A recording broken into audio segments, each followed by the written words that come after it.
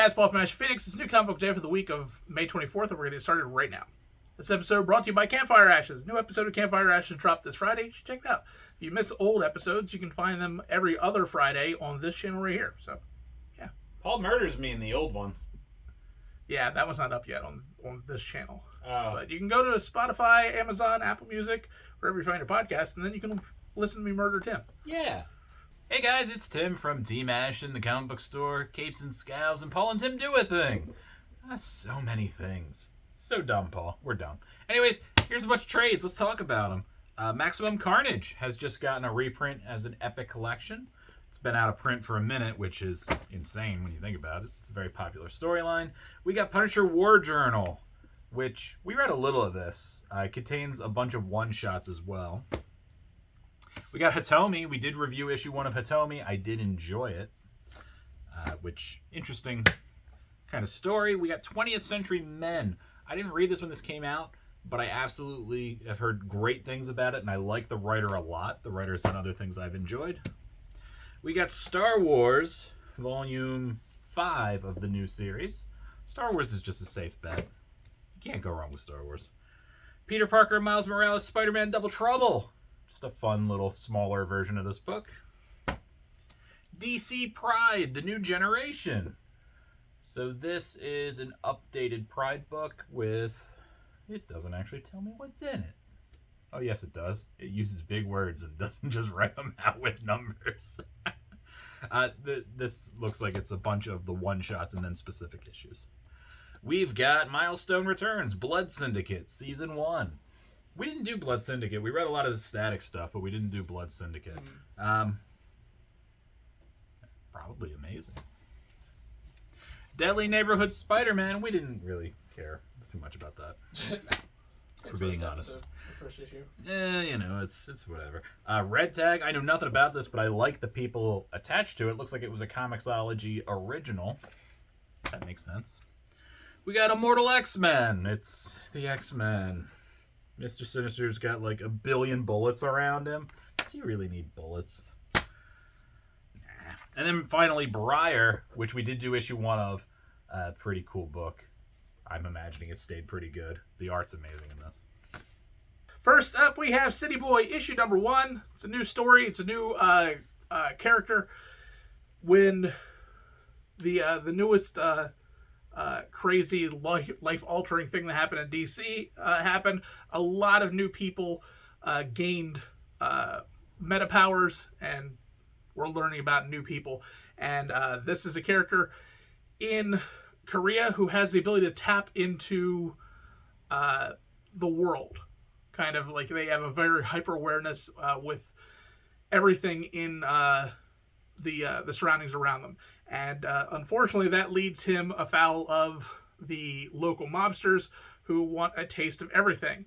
And they know that he might be able to give them way more than the usual grifts that they're used to. And he has to not want to do that. And there is your central issue with a surprising tie to the overall DC universe being who's actually after him. And you're probably not going to guess it. But yeah, it's a pretty interesting story. I liked it. Art was fantastic, and the writing was pretty solid. All right, first up for me is Green Arrow, issue number 2. This is issue 2.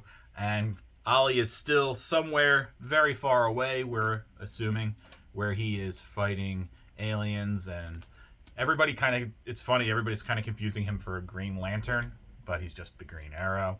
And he gets into a lot of fights and whatnot while trying to figure out how to get back home. But it also seems like he doesn't want to get back home, which is a conundrum in of itself. And we still kind of don't get the explanation why they're going to get there. I think so. Meanwhile, Arsenal and Black Canary are looking for Amanda Waller because she can make sense of all the shenanigans that is going on, they think. And they get into a bunch of fights trying to make that happen. Largely a setup issue, still pretty good. It's a slow burn, this story, but I feel like it's going somewhere good, so I would say stick with it. What's going on, guys? My name is Matt. I am back again with a couple more books for you guys. This week, I decided to do something from Dynamite Comics. I went with Darkwing Duck, issue number 5. I enjoyed it. I think it's a very nice return to form. In the past couple issues, we've seen Drake Mallard kind of get out of the Darkwing Duck role, kind of embrace the single parent life. So it's cool to see him come back into the cowl, for lack of better terms. And we also get part 1 of a 2-parter, which I've never seen in a Darkwing Duck comic, and I'm very excited about. Darkwing Duck, issue number 5, Dynamite Comics. Check it out. And my pick of the week, it is Neighbors, issue number 3. This just gets continually creepier and more isolating as is just really trying to convey that his family is falling apart. It's not falling apart because they're just dysfunctional. They're falling apart because they're not the same people. And things just go from bad to worse. The writing is really, really good. The artwork is fantastic. This just makes things feel creepy and very disjointed, and that's kind of what you want in a horror story. Like, you want to feel uneasy the entire time, and this book really, really conveys that. And things get really bad really, really quickly in this particular issue. So I really can't wait to see the rest of it. You should really pick up the first 2 issues. Shouldn't be too hard to find them. But man, this is really, really good. I love it. Check it out. All right, time for my pick of the week. Paul, do you know what my pick of the week is? No, you properly hit it this time, and I don't know what that is. That's right. It's Within Temptation, issue 1 from Opus. Does all them music comics. I don't listen to Within Temptation. I know a handful of songs. I don't know nothing, man. But it's pretty cool. It's about this woman and her 2 friends that are soldiers. It's a very Terminator kind of feel where they're fighting these big machines, probably robots. And it's just very, like, everybody feels like they're all just going to die. Everything feels pretty dire. And the woman on the cover, she's like a really good soldier. She ends up getting a little farther than the other 2, and they try to stick together. So that's a theme in the whole time. But she ends up kind of meeting the leader of their group, and which no one gets to really meet. And it's got this big sci-fi vibe to it. It goes somewhere I wasn't expecting. The story's a little cliche in that respect, but the art is super good, especially at the end. The art really picks up when things kind of hit the fan. Interesting book. If you were on the fence about it, I think it's worth reading. And the book that I liked better out of the 2 that I can't call my pick of the week this week is All 8 Eyes, issue number 2. I loved the premiere of this book. It is a gigantic conspiracy theory about giant spiders running the world. That's all you need to know. All 8 Eyes. Awesome. Check it out.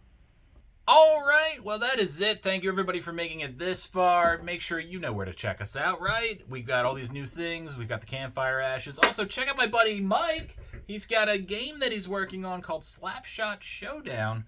Go find him on the Instagrams and the TikToks and give him some love, because he likes the love. So give him some love. It's about hockey. You're going to love it. It's really good. Monsters playing hockey. You're going to love it. Do it. That's my plug. I did that for my plug. You didn't tell me what to plug. I plugged that. We have a new podcast coming out. We have a new podcast coming out eventually. It's Semi-charm kind of podcast. Stop that. Look, believe it when you see it, all right? It's coming out is very loose. I think it's going to come out in the next 6 years, the first episode. Okay, we'll get there.